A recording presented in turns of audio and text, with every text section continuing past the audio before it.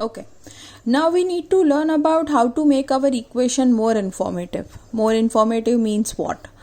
We need to indicate its physical state, we need to indicate what the heat changes are, and we need to indicate that under what condition the equation is carried out or the reaction is been carried out.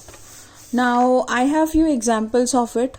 These are imprints of the equation which we did ahead, but I hope you can manage it anyways.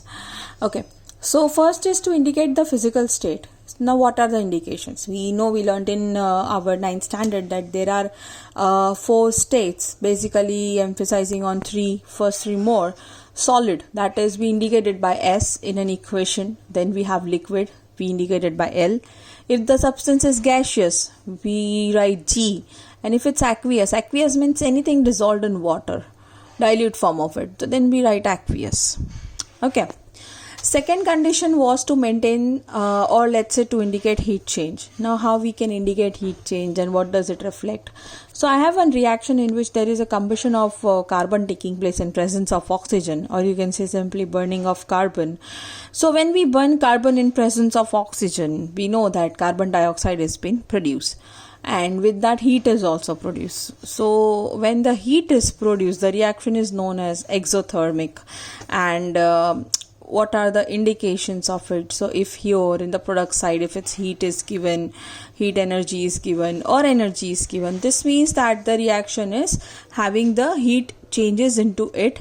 And if this heat is given on the product side, that means if the heat is liberated while carrying the reaction, then it is known as exothermic reaction, or else it's endothermic. So I have taken an example of endothermic reaction as well. Here in this reaction, the heat has been absorbed, like when nitrogen reacts with oxygen, that you can see that I have written even the forms are to be written here, like here we say it as a subscript. If we write anything over here in an integral form, then it is known as superscript. This is subscript. So this we write it as in solid. This was in gaseous form, so G, and the product which we got was gas again, so it's G here. We also are subjected to write the name like nitrogen, oxygen, like that.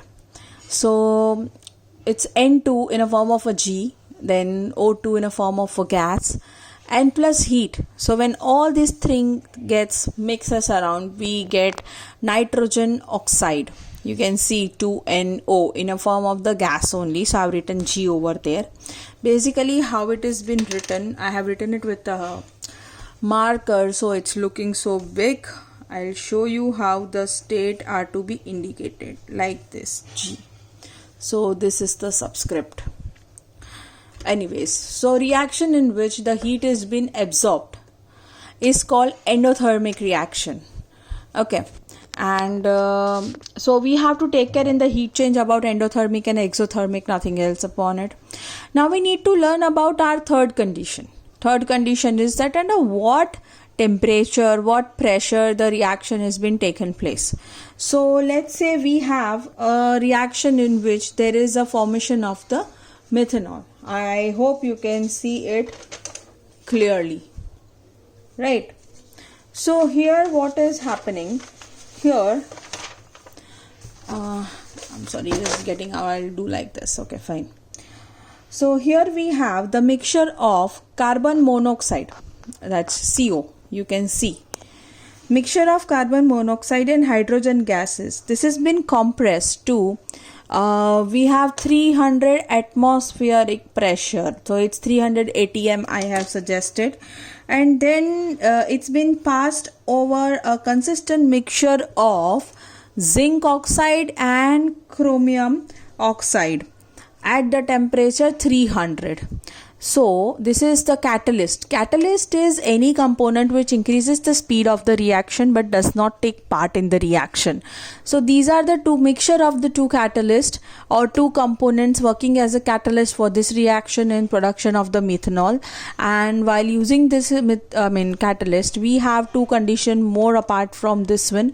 One is that 300 atmospheric pressure has to be maintained in the reaction, and we need to keep 300 degrees Celsius temperature also while carrying this reaction or while making methanol.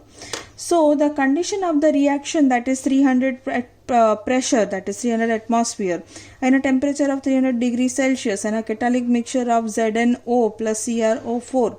So these conditions are to be kept above and below the arrow sign, and finally you get the product, which is methanol or methyl alcohol, whatever you want to write.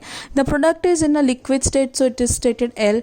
These two are in the gaseous state. Here also they are subjected to write the name, that is carbon monoxide, hydrogen. I have not written it. The reason behind that is I want you to guess that what the names are.